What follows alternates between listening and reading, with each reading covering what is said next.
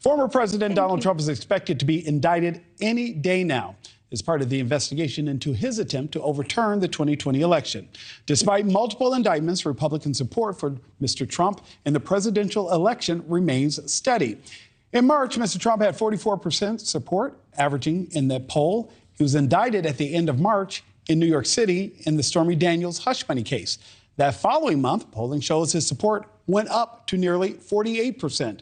Then in June, Mr. Trump was indicted in the classified documents case. His average polling numbers skyrocketed to nearly 56%.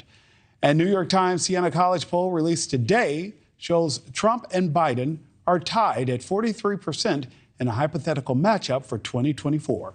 Joining me now is Niall Stanage, associate editor with our partners at The Hill. Niall, you have been covering these numbers from the beginning. What is the deal? What is Mr.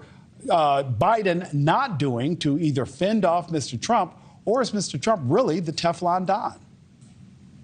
So the first thing to say, at risk of stating the obvious, is we are a very divided nation. Any Republican nominee, any Democratic nominee is going to get along the same lines of numbers, low 40s percentage-wise, and then there's a battle for the voters in the middle. In relation to Mr. Trump and the Republican primary, it is clear that he is benefiting from a rallying around effect as these indictments have come out and as we wait possibly for a third set of indictments. As for Mr. Biden, President Biden, he is having difficulty, I think, counteracting the aftermath of all that inflation that peaked last year. That really hurt him on the economy. That was a bad issue because it affects people so universally. His numbers have not really recovered from that. And then, Niall, we're hearing now the new numbers say that the economy is actually doing well, and we've had continued job growth over the last year, but none of that seems to be reflected in those who are either Mr. Biden needs to appeal to or win over. Yeah, that's right. I think that those statistics that you rightly refer to, statistics that show an improving economy, have not really percolated through to voters' perceptions. That's why you have those numbers, as you're showing on the screen now, that are very difficult for the president and the administration to grapple with. Now, clearly we do have, well over a year before the 2024 election. The Biden administration's hope is that that case can be made, that people do feel more optimistic about the economy a year from now, a year plus from now, than they do today. If that bet is wrong, if people feel the same in November 2024 as they feel now about the economy, that is potentially perilous for the president. Now, earlier, Blake Berman played sound with Joanna Maska, Democratic strategist, talking about Mr. Biden needs to separate himself also from the albatross, that is his son, and Hunter Biden. Is this also affecting Mr. Biden's and his team, the ability to effectively make an argument and talk about what they're doing and not doing because of this distraction?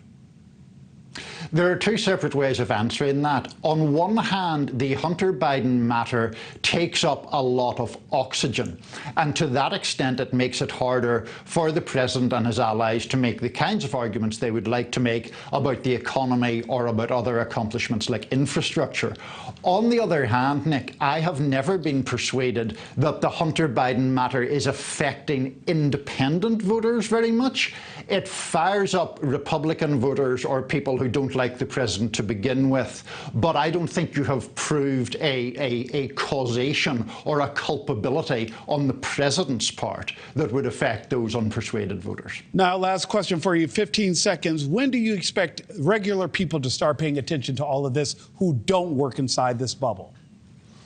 I think whenever the primaries start on the Republican side next year, that's around the time when people really begin to tune in. A general election, maybe next summer, people really start to focus for the final stretch into the November election. Niall Stanage of The Hill. Niall, thank you so much for breaking it down with me. Have a good one. I'll see you in the morning.